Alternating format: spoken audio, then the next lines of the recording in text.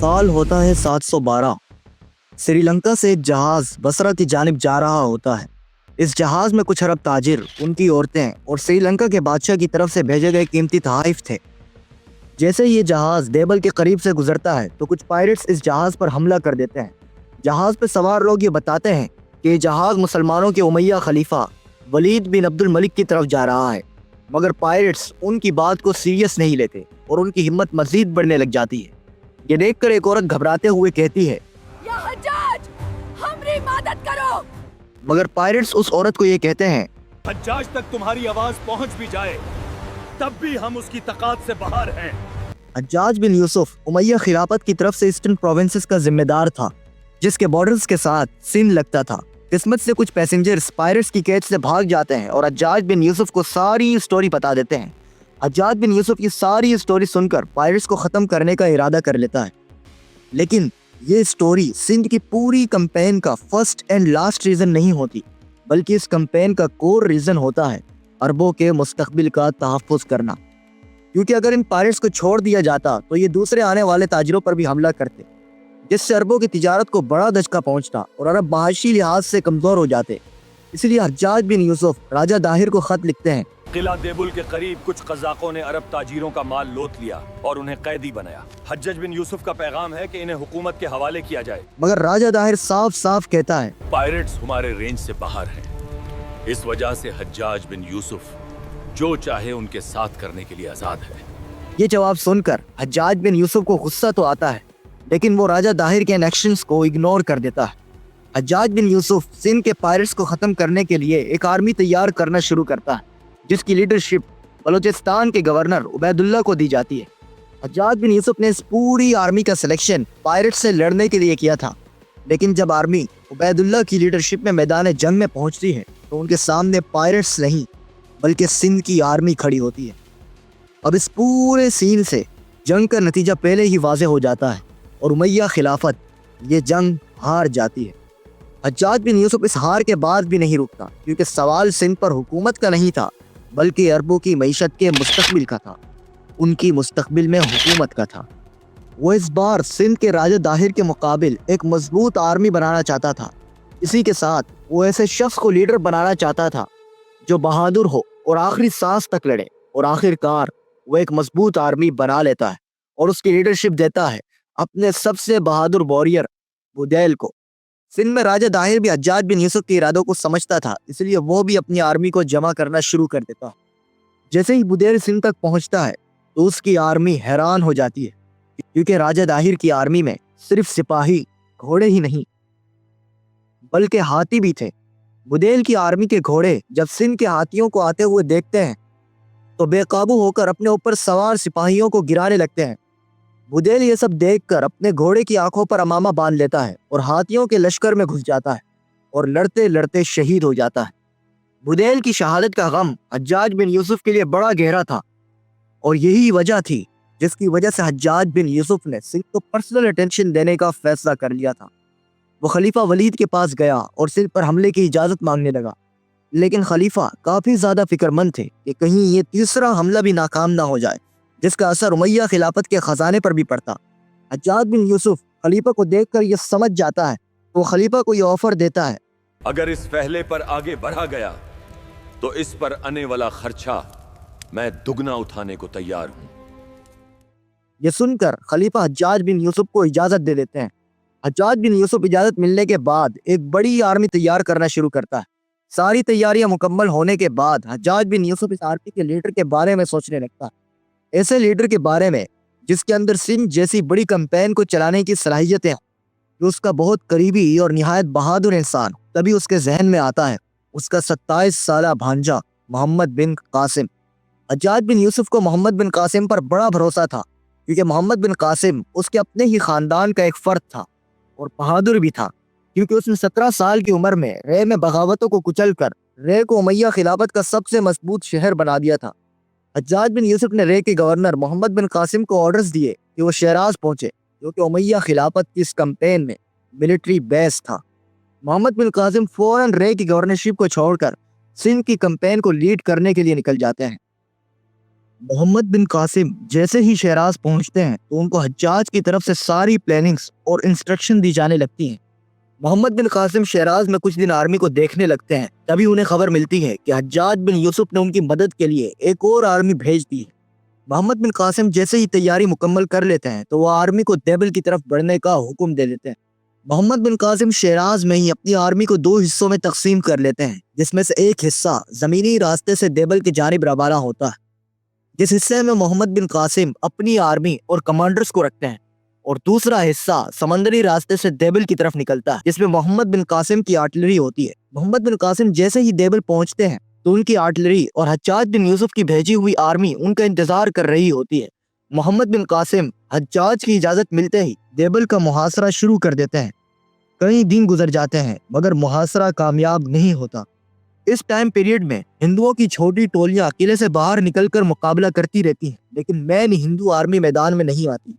محمد بن قاسم کو اب یہ لگنے لگتا ہے کہ دیبل کو فتح کرنا اب ناممکن ہو چکا ہے، لیکن پھر کچھ ایسا ہوتا ہے جو اس ناممکن کو ممکن کر دیتا ہے۔ محمد بن قاسم کی آرمی کے قبضے میں ایک لوکل سٹیزن آتا ہے، اس سے بار بار ایک ہی سوال پوچھا جاتا ہے، دیبل تک رسائی کا بہتر طریقہ کیا ہے اور اس قلعے کی کمزوری کہاں ہے؟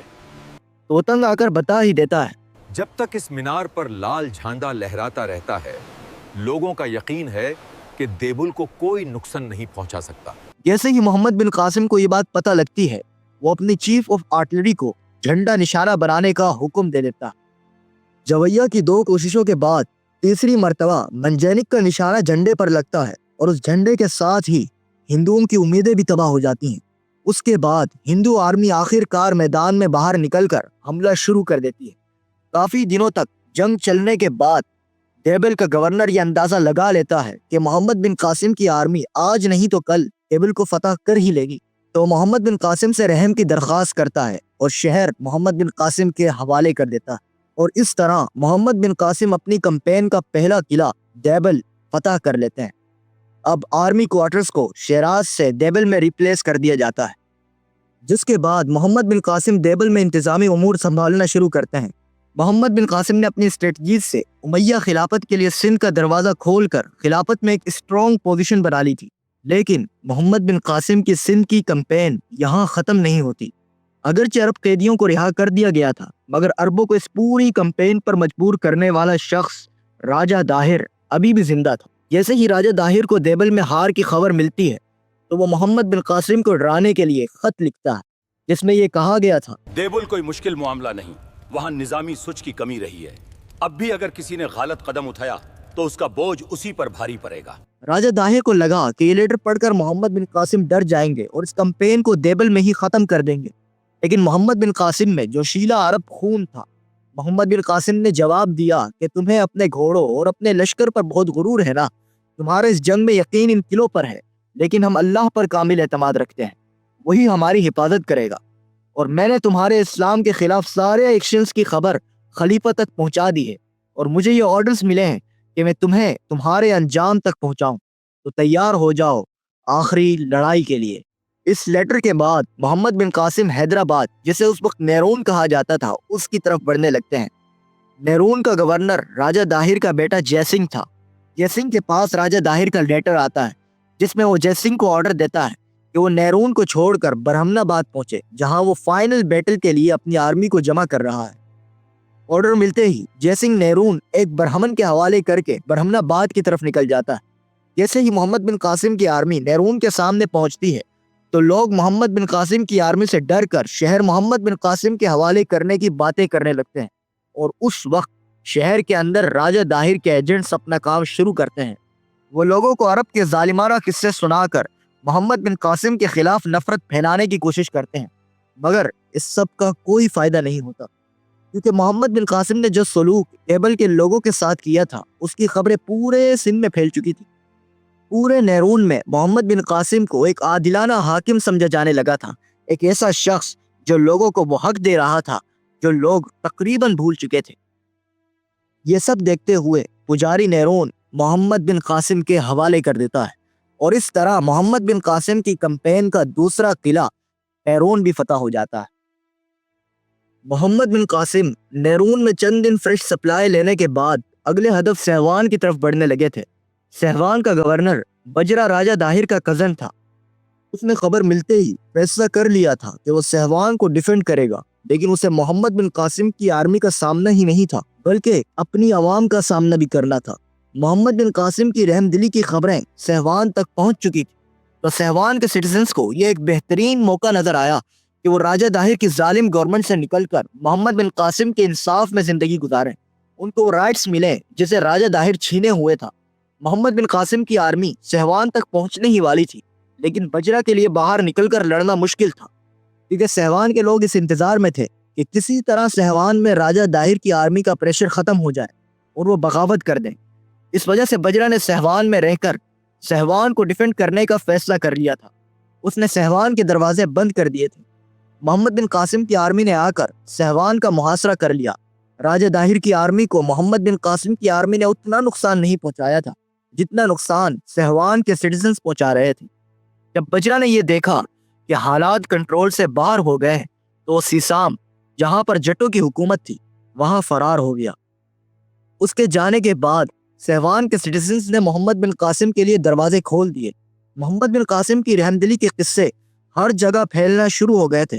محمد بن قاسم ابھی تک سہوان میں ہی تھے کہ مختلف شہروں کے سفیر آ کر محمد بن قاسم سے پروٹیکشن مانگنے لگے، اور محمد بن قاسم نے اس ڈیمانڈ کو جزیہ دینے کی شرط پر ایکسپٹ کر لیا۔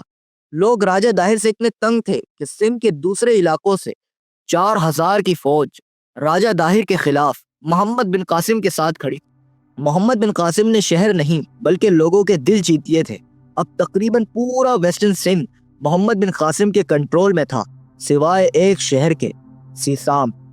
سیسام میں عربوں کے خلاف سازشیں کی جا رہی تھی، جس میں راجہ داہر کا کزن بجرا سب سے زیادہ ایکٹیو تھا۔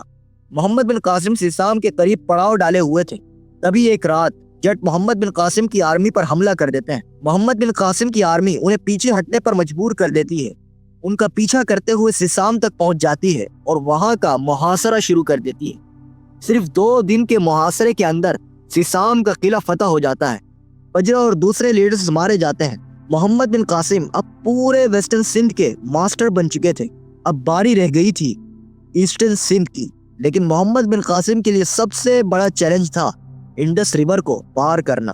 محمد بن قاسم حجاج بن یوسف کے آرڈرز مانتے ہوئے نیرون چلے جاتے ہیں اور وہاں انڈس ریور کو کراس کرنے کے لیے پلاننگ کر رہے ہوتے ہیں۔ انڈس ریور کے دوسرے پار برہمن آباد میں راجہ داہر اپنی آرمی لیے کھڑا تھا۔ محمد بن قاسم اپنی پوری آرمی کے ساتھ ویسٹرن بینک پر پڑاؤ ڈالے ہوئے تھے، لیکن یہاں سے آرمی کے مسائل بڑھنا شروع ہو جاتے ہیں۔ محمد بن قاسم کے پاس اتنی کشتیاں نہیں ہوتی جس سے وہ سمندر پار کر لے، تو محمد بن قاسم چند لوگوں کو راجہ داہر کے پاس بھیجتے ہیں، یہ پوچھنے کے لیے کہ اے راجہ داہر، اگر تم مغربی کنارے پر آنا چاہتے ہو تو آ جاؤ، اور اگر مشرقی کنارے پر لڑنا چاہتے ہو تو مسلمان لشکر کو دریا پار کرنے کی اجازت دے دو، فیصلہ تمہارا ہے۔ لیکن راجہ داہر کچھ وقت سوچنے کے بعد کہتا ہے، نہ ادھر آئیں گے نہ ادھر آنے دیں گے۔ راجہ داہر کی اس بات سے یہ پتہ لگ جاتا ہے کہ محمد بن قاسم کا خوف اس کے دل میں بیٹھ چکا تھا۔ محمد بن قاسم نے جب راجہ داہر کا رسپانس سنا تو حجاج بن یوسف سے سجیشن مانگی۔ تبھی حجاج بن یوسف نے محمد بن قاسم کو پورا پلان تیار کر کے بھیجا، اور وہ پلان یہ تھا کہ چند کشتیوں کو آپس میں رسیوں کے ساتھ جوڑ دیا جائے اور ان سب کو ویسٹرن بینک پر باندھ کر دریا میں چھوڑ کر سپاہیوں کو ڈھالوں کے ساتھ سوار کر دیا جائے۔ جب دریا کا بہاؤ ایسٹرن بینک کی طرف بن جائے تو یہی سپاہی ان کشتیوں کے دوسرے سرے کو ایسٹرن بینک کے ساتھ باندھ دیں، جس سے انڈس ریور کو پار کرنے کے لیے ایک پل بن جائے گا۔ محمد بن قاسم بالکل ایسا ہی کرتے ہیں اور آخر کار پوری آرمی انڈس ریور کو پار کر لیتی ہے۔ راجہ داہر کو جب یہ خبریں ملتی ہیں تو وہ سمجھ جاتا ہے کہ اب صرف ایک ہی چوائس باقی ہے، محمد بن قاسم سے فائنل بیٹل لڑنا۔ دونوں ہی آرمی راوڑ پر ایک دوسرے کے سامنے کھڑی ہوتی ہیں اور یوں ہی چند دن گزر جاتے ہیں۔ راجہ داہر کی آرمی محمد بن قاسم کی آرمی سے 5 گنا بڑی ہوتی ہے۔ محمد بن قاسم اپنی پوری آرمی کو جوش دلا رہے ہوتے ہیں، اللہ سے دعائیں کر رہے ہوتے ہیں، جبکہ راجہ داہر کی پوری آرمی ہاتھیوں کے بھروسے پر کھڑی ہوتی ہے۔ 30 جون 712 کو راجہ داہر اپنے ہاتھی پر چڑھتا ہے اور حملے کے آرڈرز دے دیتا ہے۔ محمد بن قاسم پچھلی 2 ہاروں سے اتنا تو سمجھ جاتے ہیں کہ جب تک ان ہاتھیوں سے بچنے کا طریقہ تلاش نہیں کر لیا جاتا تب تک یہ جنگ جیتی نہیں جا سکتی، اور تبھی محمد بن قاسم کو اس کا ایک حل مل جاتا ہے۔ وہ تیروں پر کاٹن باندھ کر اس کو کیروسین آئل میں ڈبانے کے بعد جلا کر ان ہاتھیوں پر پھینکنا شروع کر دیتے ہیں۔ محمد بن قاسم ایک پورا گروپ بناتے ہیں جن کا ٹارگٹ صرف راجہ داہر کا ہاتھی ہوتا ہے۔ راجہ داہر کے ہر طرف ہاتھیوں کی دیوار کھڑی ہوتی ہے۔ آخر کار ایک عرب تیرانداز کا نشانہ راجہ داہر کے ہاتھی پر لگتا ہے۔ آگ کے اثر سے جب ہاتھی کو تکلیف ہوتی ہے تو وہ راجہ داہر کے کنٹرول سے باہر ہو جاتا ہے اور دریا کی طرف بڑھنے لگتا ہے، لیکن ہاتھی کو سمندر کے ساحل پر ہی روک لیا جاتا ہے۔ اب ہاتھی دوبارہ سے میدان جنگ میں آ جاتا ہے۔ راجہ داہر اب غصے میں سامنے آنے والے ہر شخص کو کچلنے لگتا ہے۔ تبھی ایک تیرانداز راجہ داہر کو نشانہ بناتا ہے جس سے وہ ہاتھی سے گر جاتا ہے۔ راجہ داہر فوراً سے گھوڑے پہ بیٹھ کر جنگ لڑنے لگتا ہے کہ تبھی ایک عرب گھوڑ سوار راجہ داہر کی گردن کاٹ دیتا ہے۔ راجہ داہر کی موت کے بعد ہندو آرمی میدان سے بھاگنا شروع ہو جاتی ہے اور محمد بن قاسم اس فائنل بیٹل کو جیت لیتے ہیں۔ محمد بن قاسم یہ سب دیکھ کر گھوڑے سے اترتے ہیں اور سجدے میں گر جاتے ہیں۔ اگلے دن راجہ داہر کی لاش کو ڈھونڈا جاتا ہے اور محمد بن قاسم راوڑ میں داخل ہو جاتے ہیں۔ ہندو آرمی اب برہمن آباد میں جمع ہونے لگتی ہے جس کو جے سنگھ لیڈ کر رہا ہوتا ہے۔ محمد بن قاسم جے سنگھ کو کچلنے کے لیے برہمن آباد کا محاصرہ شروع کر دیتے ہیں۔ جے سنگھ جب محمد بن قاسم کی آرمی کو دیکھتا ہے تو ایک رات کو فرار ہو جاتا ہے، جبکہ اس کی پوری آرمی جنگ لڑتی ہے اور آخر کار محمد بن قاسم کی آرمی یہ جنگ جیت جاتی ہے۔ برہمن آباد بھی فتح ہو جاتا ہے۔ راجہ داہر کی بیوی رانی لاڈی اور اس کی 2 بیٹیاں سوریا دیوی اور پرملا دیوی مسلمانوں کے ہاتھ آتی ہے۔ محمد بن قاسم ان کے ساتھ عزت سے پیش آتے ہیں اور کچھ عرصے بعد رانی لاڈی سے شادی کر لیتے ہیں۔ اب محمد بن قاسم ڈیرون، سہوان، راوڑ میں گورنر مقرر کر دیتے ہیں، لیکن اب محمد بن قاسم کو سندھ میں آخری ریزسٹنس کا سامنا ہوتا ہے۔ راجہ داہر کی کیپٹل اروڑ میں راجہ داہر کے بیٹے فوفی کو لگتا تھا کہ اس کا باپ زندہ ہے اور وہ ہندوستان سے بڑی آرمی تیار کرنے کے لیے فرار ہو گیا ہے۔ محمد بن قاسم اپنی وائف لاڈی کو بھیجتے ہیں کہ وہ لوگوں کو سمجھائیں کہ راجہ داہر مر چکا ہے، لیکن لوگ اس کی بات ماننے سے بھی انکار کرتے ہیں اور آخر میں ایک ہی آپشن بچتا ہے اور وہ ہوتا ہے اروڑ کا محاصرہ کرنا۔ اروڑ کا محاصرہ شروع ہوتا ہے تو فوفی اور لوگوں کی امیدیں ٹوٹنے لگتی ہیں اور کچھ دن بعد ہی فوفی شہر چھوڑ کر بھاگ جاتا ہے۔ محمد بن قاسم اروڑ کو بھی کنٹرول میں لے لیتے ہیں۔ اب پورا سندھ محمد بن قاسم فتح کر چکے تھے۔ اب اروڑ کی فتح کے بعد محمد بن قاسم ملتان، جو کہ راجہ داہر کے امپائر میں تھا، اس کی طرف مارچ کرنے لگتے ہیں۔ ملتان پر راجہ داہر کے کزن کی حکومت تھی۔ محمد بن قاسم نے فوراً سفیر بھیجا۔ سندھ فتح کر لیا ہے، اب فیصلہ تمہارا ہے، یا امان قبول کرو، کیونکہ ہمارا اگلا ہدف ملتان ہے، کیونکہ اپنے شہر کی حفاظت کر سکوں میں بغیر لڑے کبھی ہار نہیں مان۔ ملتان کی آرمی باہر نکل جاتی ہے تاکہ محمد بن قاسم کی آرمی کا اندازہ لگایا جا سکے، لیکن محمد بن قاسم کی آرمی انہیں منہ توڑ جواب دیتی ہے، جس کی وجہ سے ملتان کی آرمی واپس قلعے کے اندر آ جاتی ہے اور محمد بن قاسم کی آرمی محاصرہ شروع کر دیتی ہے۔ محاصرہ کئی مہینوں تک چلتا ہے۔ محمد بن قاسم کے سپلائز کم ہونے لگتی ہیں۔ تبھی محمد بن قاسم کے کیمپ میں ایک سٹیزن آتا ہے اور کہنے لگتا ہے، میں آپ کو ایک طریقہ بتا سکتا ہوں جس سے آپ ملتان کو فتح کر سکتے ہیں۔ بول رکھنا کی سپلائی جو شہر کے قریب سے گزرتی ہے، اگر اسے روکا جائے تو ملتان کے لوگ آپ کے سامنے رحم کی بھیک مانگیں گے۔ اس پلان کو جیسے ہی امپلیمنٹ کیا جاتا ہے، اس کے کچھ دن بعد ہی ملتان مسلمانوں کے ہاتھ میں آ جاتا ہے۔ اب محمد بن قاسم ہندوستان کی کمپین کی پلاننگ کرنے لگتے ہیں۔ تبھی ایک خبر آتی ہے جو محمد بن قاسم کو توڑ کر رکھ دیتی ہے، اور وہ خبر تھی امیر حجاج بن یوسف مر چکا ہے۔ حجاج بن یوسف صرف محمد بن قاسم کا چچا ہی نہیں بلکہ ایک سسر، ایک استاد بھی تھا۔ وہی تو تھا جو محمد بن قاسم کو ہر حملے پر نصیحتیں بھیجتا تھا۔ ابھی محمد بن قاسم اس ٹراما سے گزر ہی رہے ہوتے ہیں، تبھی ایک اور بری خبر آتی ہے کہ خلیفہ ولید ہندوستان کی کمپین کو روکنا چاہتے ہیں۔ مجھے لگتا ہے محمد بن قاسم اب تک حجاج بن یوسف کی وجہ سے جیت رہا تھا۔